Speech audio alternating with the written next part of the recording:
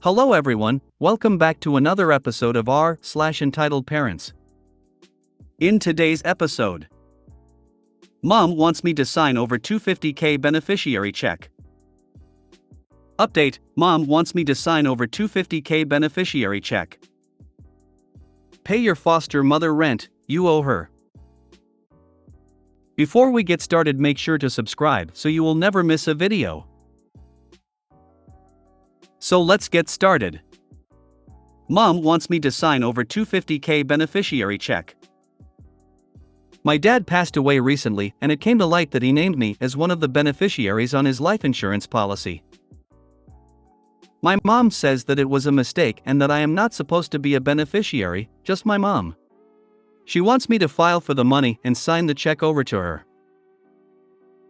I'm going to go through with it, because she is my mom and blah blah whatever. But the insulting part is that my mom says I can keep $5,000 from it to throw my wedding. I only have $2,000 from my own money cause my partner and I are kinda broke. Is she being entitled? Or am I? Or both of us lol. Edit, the reason why I think it is a mistake is because my younger sister is not listed as a beneficiary. Some updates. First of all, thank you for the advice. This has really given me different perspective on this money. I still have a lot to think about. At this point, I'm thinking about investing the money in my name and then sending my mom and sister a portion the yearly dividends that I do not reinvest. Hopefully this will keep everyone happy. To answer a few questions. 1. My mom, brother, and I are all receiving a third of the payout. 2. I think the policy was drafted before my sister was born, which is why she is not a beneficiary. 3. My mom is also receiving his social security, the house, and savings, etc. I did not realize that I was going to receive any sort of inheritance in the first place. 4. My mom is a good person and a good mom, and we have a good relationship. I am worried this money will ruin that. Do not sign it over to her. If your dad wanted her to have it, he would have made her beneficiary. That's yours, all of it. Agree. Naming someone as a beneficiary on life insurance is not a process you can undergo accidentally. It's not a matter of checking a box. Bingo. It's that simple. Dad did not make a mistake.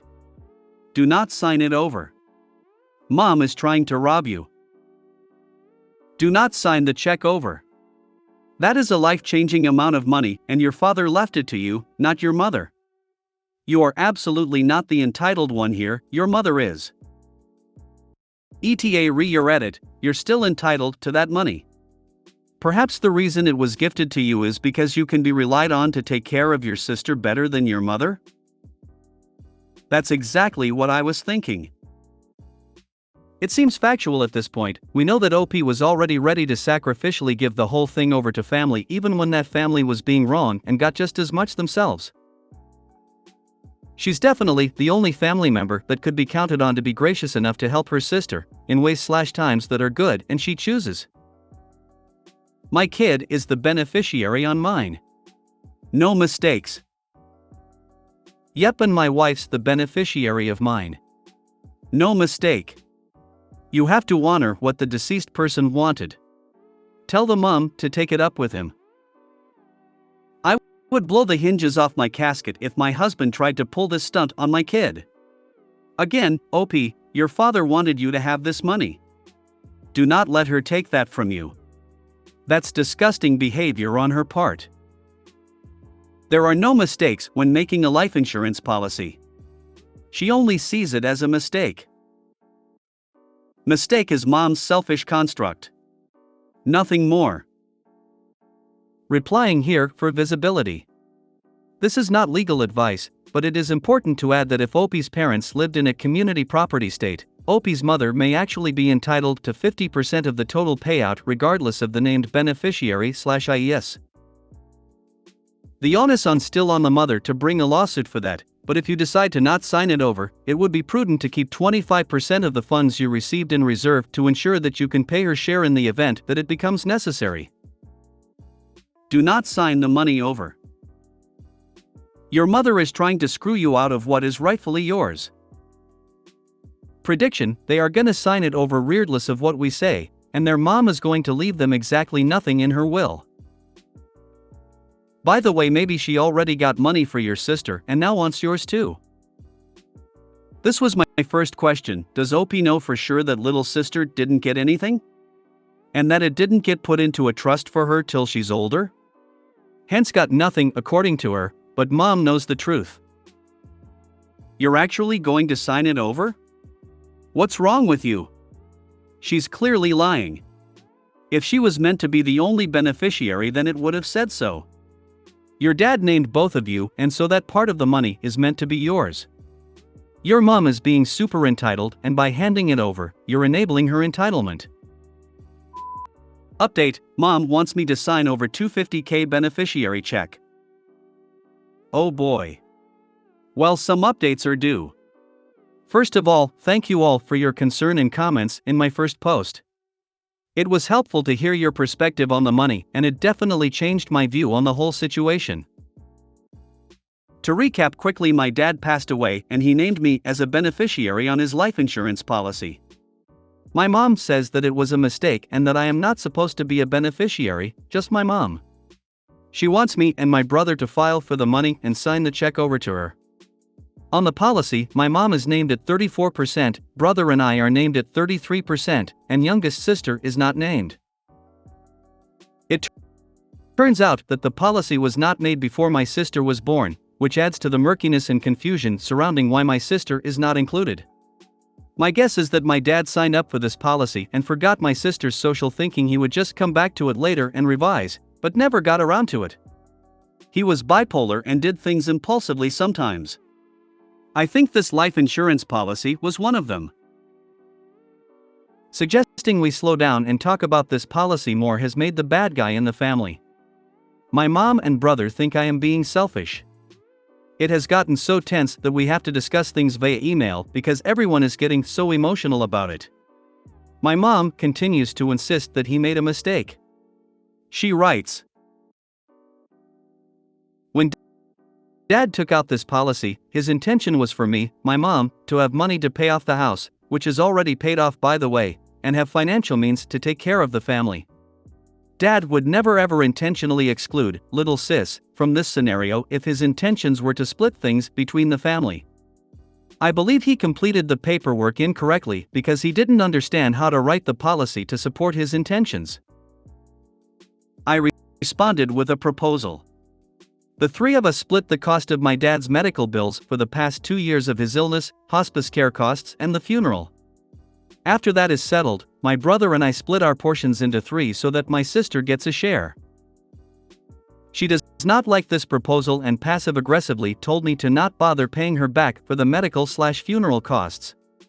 I also get the sense that she is trying to guilt-trip me because she keeps saying she can't afford to screen in her porch. Sigh. Update: thank you all for your thoughts and comments, but feel like I have to address that my sister is 10,000% my full sister. My dad adored her. Also, we're the type of siblings that look like twins, not that it matters. It's a shame how ugly people can get over money. I would engage a lawyer and stop speaking to them about it until you get things straightened away and finalized. She doesn't need a lawyer. Life insurance pays the beneficiaries, it's not part of the estate. If the dad has outstanding debts, that person can file against the estate, but the estate cannot take life insurance money from the intended recipient. My mom and older sister had what I can only describe as a catfight on my deceased sister's lawn over who would get the brand new flat screen TV. I took my sister's kids to the park and left them to it. As has been so eloquently stated, it's a trap. She is money hungry. Ask yourself this: how fast would she piss the cash away on frivolous things? Would she actually save money for your youngest sibling? You state she needs it to pay off the house, you also stated that the house was paid off. Are you 100% sure? Could she have taken out a second mortgage or did one of those scam reverse mortgages? You're talking about life-changing money, don't fall for the family BS, get her to give you a full financial disclosure. If she won't do it or lies to your face, you have your answer. Your father wanted you to have that money for a reason. It's up to you what to do with the money. Just protect yourself. I'd recommend a financial planner to help out with your inheritance. Since she has declined your offer to split medical and funeral bills, take it at face value and keep the money. Stop trying to appease her greediness. This is the right answer. Your suggestion was absolutely reasonable. For real. That shows her true colors. All or nothing. I'd walk away from this and just live my life with my money. I would bet your father expected mommy dearest to take care of little sister. Make sure your brother is 100% with you on not giving mommy dearest a penny. She does not deserve it, and I would bet your father knew what kind of person she is, which is why he gave you and your brother money. He either knew she would blow it all and figured she did not deserve it, especially with both of you helping with the doctor bills. So, giving her money is a hard no. OP, you're sure your sister is your dad's? Mom seems selfish enough to have an affair and make someone else raise and pay for the child thinking it is his, or maybe he knew from the start but decided to stay for your brother and you. I would suggest finding that out. At Dogs and Coffee Addict, you literally said exactly what I was thinking. There's a reason that dad left her out. And if she's underage, she'll get SS for her. Been on Reddit too long. What if little sister isn't his? The life insurance is not part of his estate and thus does not have to be used for his medical bills. Suggest to mom you each take 25% so your sister gets 25% also, and don't give her another dime. If your mom is 60, she will also be able to file full widow benefits from Social Security if you are in the US. And if she does do as you suggest, she should put her portion in a trust for the sister that mom cannot touch. Perhaps with OP listed as the trustee. I'm probably going to make a very unpopular argument here, but are you sure that your youngest sister is actually your father's biological child? My husband, 62/M, and I, 59/F, made our wills prior to our youngest child being born, and I am the only beneficiary on my husband's life insurance as he is on mine. If your father put your mom, brother, and you as beneficiaries, excluding your sister, there had to be a reason. Usually when you meet with your agent, they'll hold the policy up until you have all the beneficiary information on the policy, not to be addressed later. I, too, believe your mother is lying and is being greedy. Your father wanted you to have that money as your inheritance, period. I think you are being very kind and generous to make the offer that you did, but I'm telling you there is a reason why he set it up that way. So very sorry for your loss. Be very wary of making huge financial or other lasting decisions while you're still dealing with fresh grief. Best wishes and many blessings. She does not like this proposal and passive-aggressively told me to not bother paying her back for the medical/funeral costs. That is very kind of you. I am so glad you had a change of heart and will gladly take you up on that offer. That will leave more for an I to split with when things get a bit more settled and we can make proper arrangements. Pay your foster mother rent, you owe her. I grew up in foster care and have many stories short and long of the abuse I received. Here's a story of financial abuse. I mention I was in foster care, purely because carers get paid where I live, Australia. This is for context. When I turned 16, I was able to get Centrelink benefits, so my child safety officer helped me apply for it. I then started receiving payments of just under $500. My foster mother then started asking for rent, since I'm getting payments. I thought it was normal and started paying her the amount of $275 a fortnight. When chatting to the CSO, it slipped that I was paying rent to foster mother. As I said, I thought it was normal. I was then informed I had to stop paying F.M. rent because she's already being paid for me. CSO had a word with F.M. and told her to pay me back the money. This is where it gets messy. F.M. started to tell everyone how I stopped paying her rent even though she pays for everything like clothes, food, outings, school, etc. How I'm not helping and putting financial burdens on her. Foster brother's partner then took it as something she would start shaming me for. Dinners out, I was shamed. Family dinner nights, shamed again. Family trips, shamed. Anytime F.B partner could she would. It made me feel very uncomfortable and more so like a burden, and my F.M did nothing but egged it on. No one stepped in. I was made to feel like a freeloader at the age of 16. I'm 26 now and still processing the abuse I've been through. I can't live in my hometown because of the trauma. But I'm not living with her anymore, thankfully, and I'll never be like that to my own child. Sorry, it's very uneventful, but I wanted to share. Some people become foster parents because they have love to share. Some do it for a monthly check that is supposed to go toward the care of the child they are caring for, but treat it like it is their money. I'm sorry you had SHTTY foster mom that saw you as a revenue stream. Your COS should have investigated deeper. I am glad that you are finally out of her house. God bless you. This is so sad to hear. I'm so sorry for what you went through, and I can begin to imagine how it would have impacted me. Growing up in a pretty sheltered environment, it wasn't until I became a teacher in a pretty tough district, and really overall, but more so there, that I realized how fortunate I was to have two parents in my life, let alone non-abusive ones. This makes it so difficult to believe in the foster system. On one hand, some parents subject their kids to criminally bad things. On the other hand, sometimes where they end up getting put is worse. Let's not pretend that foster care systems are doing stringent checks before approving people to be foster parents. That's so messed up. I'm so sorry that happened to you. You should be able to apply for psychological support and charge all costs CPS. I hope you inform CPS of about FM so they don't let have more foster children. Sweetheart, if I may call you that, if you want to vent out more stories, I, for one, would like to hear more. We're a great sounding board on this sub, and we try to understand what you've been put through and offer advice and shoulders to lean on. Hugs from an internet stranger that you should have been given from a real foster family.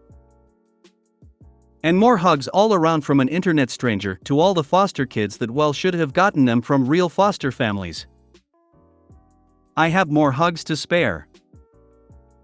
Foster parent here, I don't do it for the money, but I do know of people who do foster for the money. Yes, my sister-in-law was a great foster mother, but the system is broken and a lot of abuse happens. I hate hearing these stories, I really do. Nothing will take away from your experience, but there has been a big shift in the sector in the last decade, and although some slip through the cracks, I can genuinely say that because of stories like yours there's a lot of improvement that has been made, at least in my state anyway.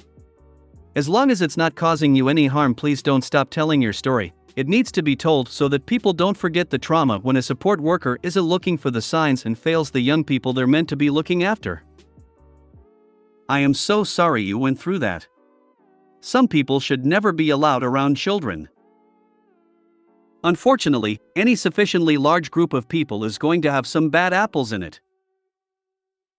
If you made it to the end of the video, thanks for watching. Don't forget to like, subscribe and share, and we will see you in the next video.